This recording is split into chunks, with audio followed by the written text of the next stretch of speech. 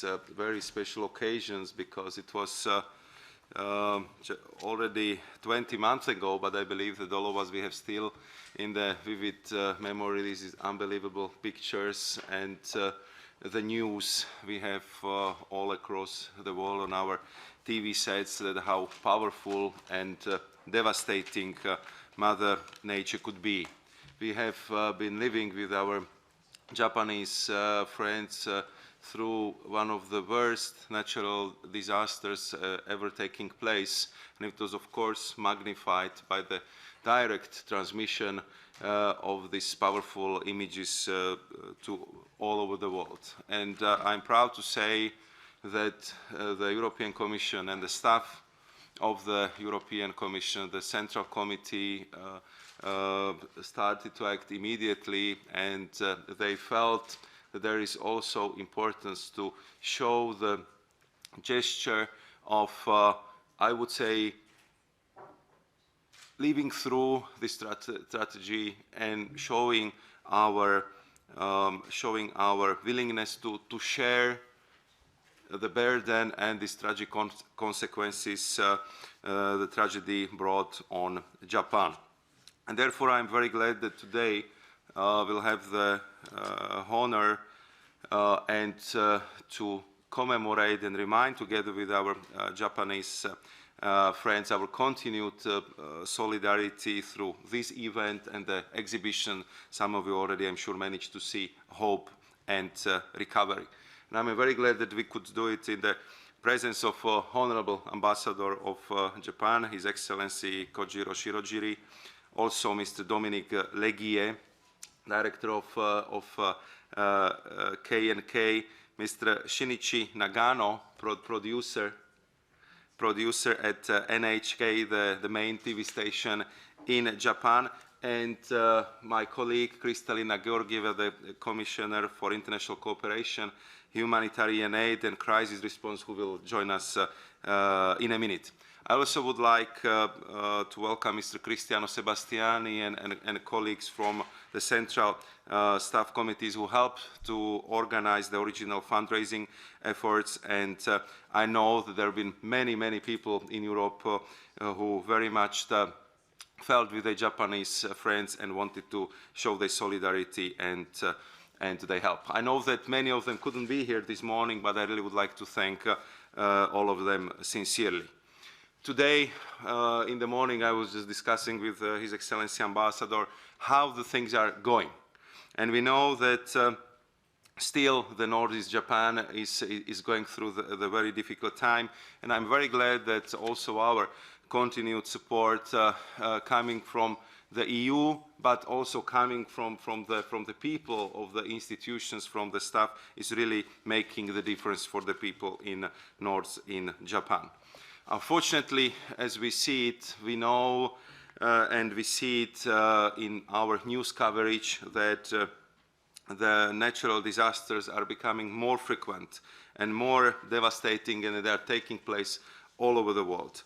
Therefore, I think that it's very important to show that we can and we will extend the hand to others by giving moral support, or through concrete actions, and this should be the model how we would like to teach and show to our children how they should behave in difficult situations and what does it mean to be a caring person.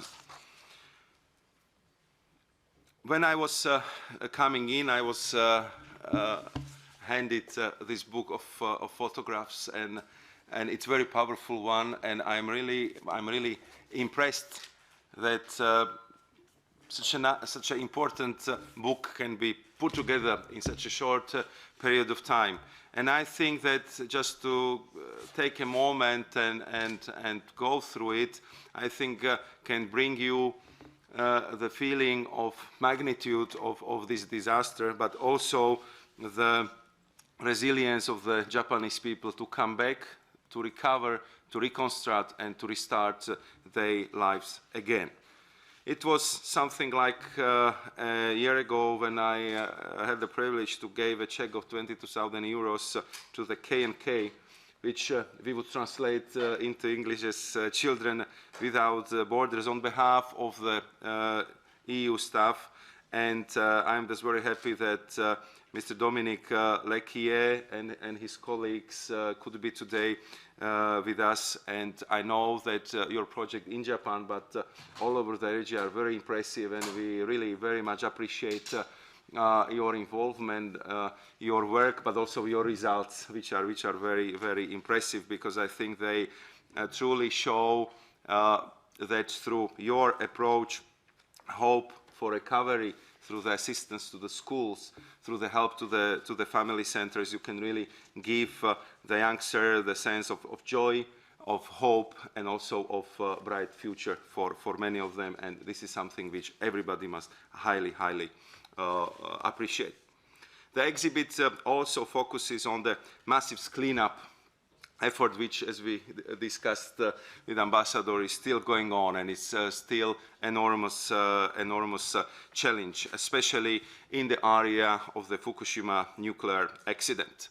And photographer Kazuma Obara cannot be with us today, but I know that from Mr. Minoru Watanabe, who helped in the organization and came from Paris this morning, that without the heroism and enormous efforts of the people who've been trying to manage the situation, especially in the first days, and been working for our safety, the situation could have been and would have been much, much more dreadful and worse than it really was. So I think that what we have seen there on the live coverage, on all information stations, that this was true heroism in front of our eyes, and I think we have to really show our gratitude to these brave people who've been fighting all the odds to work for safety of the citizens, and for managing this very dangerous chain of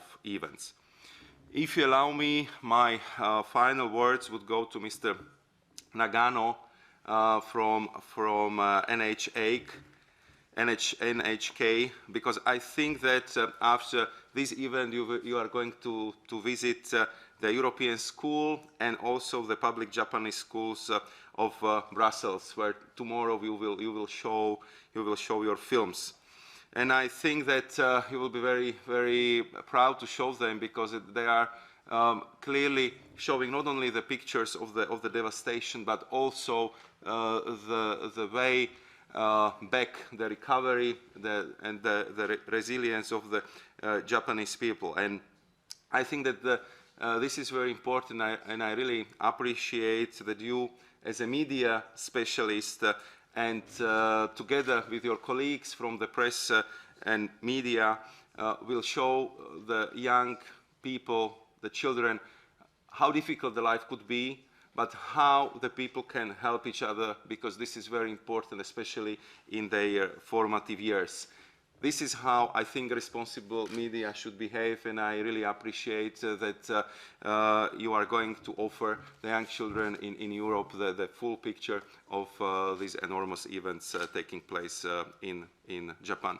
I think that you are going to see something like 300 students and parents. I think it's also a very impressive number, and I also would like to thank to Mr. Matthew Pye, the teacher at Woluwe School, and also Madame Mariko Ashida, who made the link with the Japanese schools, because I believe that all these contacts clearly show our sense of solidarity and togetherness if it comes to the going through this very important tragedy.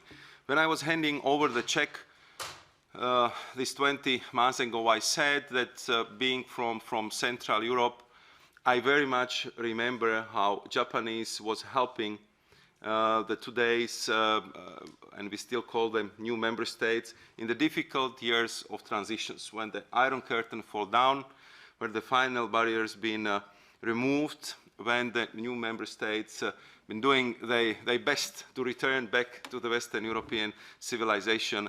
And we all very much remember how much you supported the democratic transition, build-up of the democratic institutions in Europe, but also the things which is very, very important, cultural events and cultural heritage of this country. For example, I know that Slovak Philharmonica would have a big problem to manage it through the difficult years after the democratic changes took place in my country. So I really would like to thank you very much for that as well. And as Japan showed at that time they could be with the Europeans, I hope that also through this action we are showing that if the things are difficult, Europeans will always be with the Japanese people. So thank you very much. And I'm sure that together we can have, through the fantastic pictures which are in the hall just next to our room, and I'm very much looking forward to our future contacts and to the exhibition. Thank you very much.